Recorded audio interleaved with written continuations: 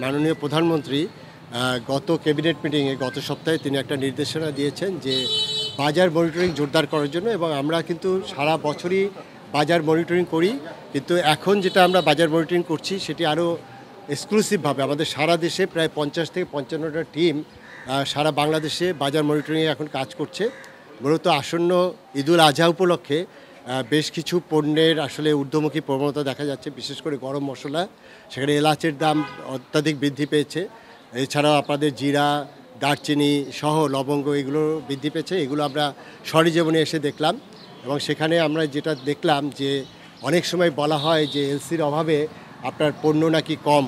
আসলে গরম মশলা আমি বলেছি যে এটি আরও 3 মাস আগে কিন্তু দেশে এসেছে, এবং তখন কিন্তু এটা মজুত করা হয়েছে। এবং আপনারা দেখেছেন যে আমরা একটা গরম মশলার গোডাউনে গেলাম, সেখানে থরে থরে আপনার বোধহয় কয়েক টন কিন্তু মশলা সেখানে সাজিয়ে রাখা হয়েছে।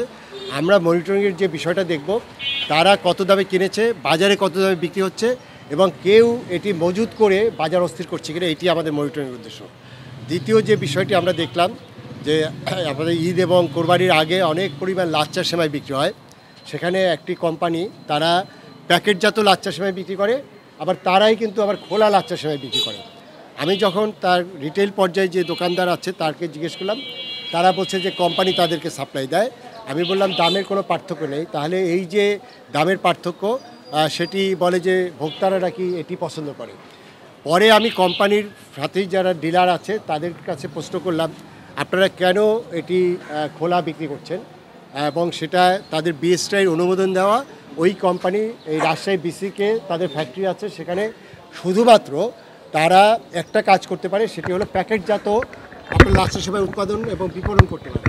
কিন্তু প্যারালালি তারা খোলা করছে, সেটি কেন করছে সেটি তারা জবাব দিলেন যে যে দোকানদাররা এখানে রিটেল পর্যায়ে নিচ্ছে তাদের দাবি, অর্থাৎ খোলাটাই নাকি তাদের পর্তা বেশি হয়। পর্তা বেশি মানে আমাদের প্যাকেটজাতর ক্ষেত্রে আসলে আপনার মূল্য আপনার নির্দিষ্ট থাকে, এবং সেখানে আপনার ম্যানিপুলেট করতে পারে না, ওখানে এক্সপায়ারি ডেট থাকে, কোম্পানি তার বিএসটিআই আছে কিনা এটা ধরতে পারি।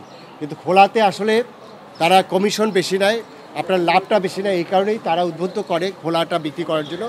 আমরা সেই কোম্পানিকে, যেহেতু তারা বিএসটিআইয়ের আইন মানেনি, এবং সেই জন্য আমাদের ভোক্তা অধিকার আইনের আমাদের স্থানীয় যে ভোক্তা অফিসার তিনি এই আইন অমান্য করার দায়ে সেখানে 50,000 টাকা জরিমানা করেছেন।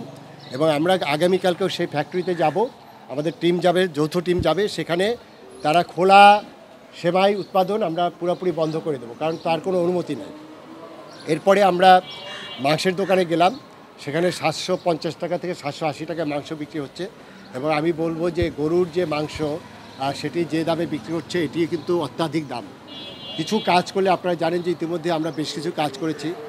ঢাকাতে আপনারা জানেন যে খলিলের নামে একজন ব্যক্তি, তিনি 595 টাকায় যখন মাংস বিক্রি করছে, সারা দেশে হইচই পড়ে গেল, মাংসের দামটা কমে গেছিলো। কিন্তু এখানে অনেকগুলো কাজ আছে, সেই কাজগুলো করলে আমার মনে হয় যে বাংলাদেশে এখনও 500 টাকায় মাংস খাওয়ানো সম্ভব। সামনে যে আসন্ন কোরবানি আসছে, সেই কোরবানিতে প্রচুর গরু বিক্রি হবে, সেখানেও আমরা নজর রাখছি। সেখানে চামড়ার বিষয় আছে, লবণের বিষয় আছে, সেগুলো আমরা মনিটরিংয়ে রাখছি।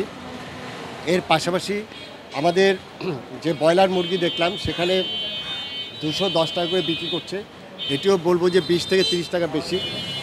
সেখানে যে পদ্ধতিতে প্রসেস করছে, অর্থাৎ এই ড্রেসিং যেখানে করছে সেটি খুবই নোংরা পরিবেশ। আমি তাদেরকে যেটি পরামর্শ দিলাম যে এটি পরিষ্কার পরিচ্ছন্ন রাখতে। এবং আমরা যে কাঁচা বাজারে যেটুকু দেখলাম, এখানে আপনার লেবু আমি নিজেও কিনলাম যে 30 টাকা আপনার লেবুর ডজন, 30 টাকা। এবং হালি পরে কত বললো, 12 টাকা হালি, না 10 টাকা হালি। আপনার 10 টাকা হালিতে এই সবচেয়ে বড় বাজার রাজশাহী মেট্রোপলিটনে লেবু যদি 10 টাকা এখানে হালিতে বিক্রি হয়, এই লেবু ঢাকায় সর্বোচ্চ 15 টাকা হালিতে বিক্রি হতে পারে। কিন্তু ঢাকায় কিন্তু এটি অত্যাধিক দামে বিক্রি হচ্ছে। সেই জায়গায় আমাদের বলবো যে এই যে সাপ্লাই চেন, এখানেও কিন্তু এই মার্কেটেও আসছে কিন্তু অনেকগুলো হাত বদল হয়ে। তাহলে ঢাকায় আপনার কী পরিমাণ হাত বদল করছে, এবং কী পরিমাণ আপনার পরিবহন থেকে শুরু করে এখানে ভোক্তার পকেট থেকে কাটছে। এবং এখানে প্রতিটা সবজি আমি দেখলাম যে 35 থেকে 40 টাকার মধ্যে আছে, কিন্তু এটি ঢাকাতে কিন্তু অত্যাধিক দাম। রাজশাহীতে যদি এটি এই দাম হয়, আমি মনে করি যে ঢাকায় এর থেকে 10 টাকার বেশি হওয়া উচিত না। এই বিষয়টাও আমাদের সাপ্লাই চেনে অনেক সমস্যা আছে, সেগুলো আমরা দেখছি। আর সর্বশেষ আমরা দেখলাম খুচরা পর্যায়ে খোলা ড্রামে যত তেল বিক্রি হয় সবাই বলছে যে কোনো পাম তেল বিক্রি হয় না, সব নাকি সয়াবিন তেল, এবং আপনারাও দেখেছেন। কিন্তু আমরা একটা গোডাউন উদ্ধার করলাম, এই গোডাউনে আমাদের পিছনে, সেই গোডাউনে আমরা দেখলাম যে সয়াবিন তেলের পরিমাণ কম, এখানে পাম তেলের ড্রাম বেশি, থরে থরে পাম তেল সাজানো। অর্থাৎ এই পাম তেলগুলো যখন এই গোডাউন থেকে বের হচ্ছে, এটি আপনার তখন আবার এটি সয়াবিন হয়ে যাচ্ছে। এই জায়গাটায় যে জিনিসটা হলো যে এখন গরমের দিনে পাম তেল এবং সয়াবিন তেল এটা আইডেন্টিফাই করা যায় না, এই কারণে আমরা এটা স্যাম্পল নিয়ে গেছি। সেখানে যদি আমরা প্রমাণ হয় যে সয়াবিন তেলটা পাম তেলটাকে সয়াবিন নামে বিক্রি করে, তাহলে আমরা এই প্রতিষ্ঠানের বিরুদ্ধে ব্যবস্থা নেব এবং তারা কোথা থেকে সোর্স করেছে সেখানেও আমরা ব্যবস্থা নেব।